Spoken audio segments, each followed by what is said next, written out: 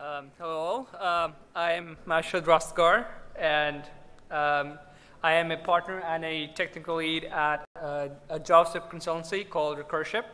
We usually work with startups and other companies to build their products or support their development.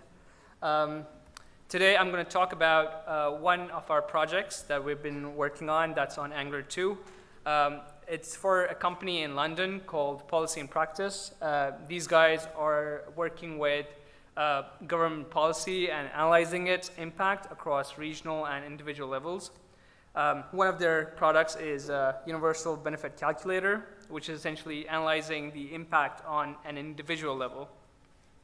So the reason I want to show you this because it's a bit unique because we have to collect all the information about that individual. So this means it's a very, very large form. It's around 200 inputs. There are also other issues like it needs to be customized for every region. So every other person logging in, we need to change a bit of the form. So that's a tricky problem. We also have this policy engine that runs on the client side that does the computation for different policies and shows the outputs at the same time. So this is just a quick glance of the version 3 we're building. This is in beta right now. It's due to be live around December. The basic functionality is implemented, so it's actually functional already. Two things to notice here. The left side is the sidebar where you can see all the outputs that are coming in. On the left, on the right side, and on the left side, you can see all the inputs and the components on top that we've split all the inputs across the components.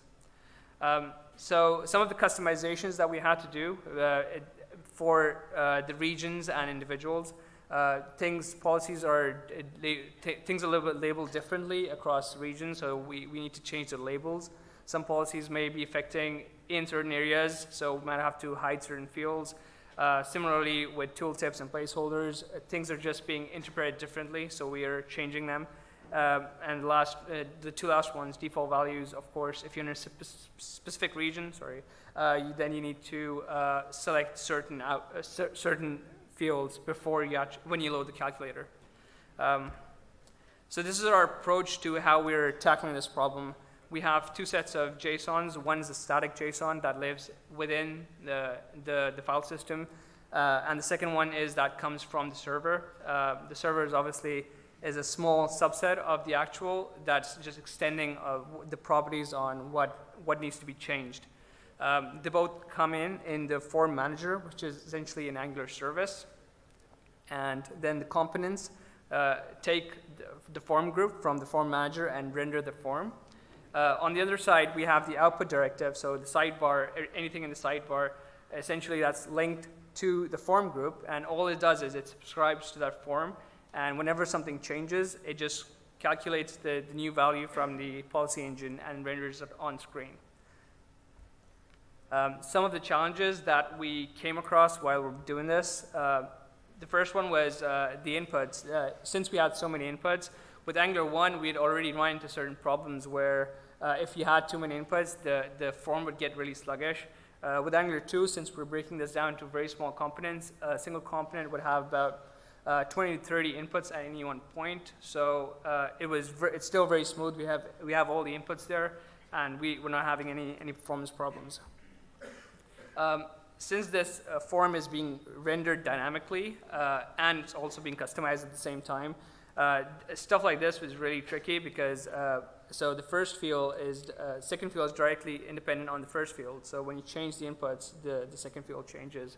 And we tried moving the logic for this into the JSON as well as we were thinking of converting that into JavaScript file and having function there.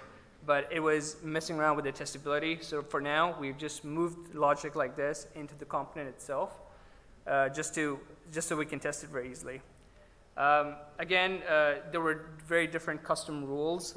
So in this particular case, the first field can be single or couple, and the fields below need to hide or show. Again, this is logic that could have gone into a JavaScript file together with the input fields, but we decided to put this in the template so that it could be tested properly. Very similar to the previous problem over here, essentially we're hiding all the options for adding jobs. until you press the button.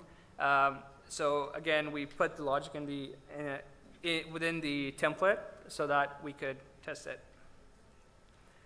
Some of the resources that we're using, and Angular Doc's really helpful for this.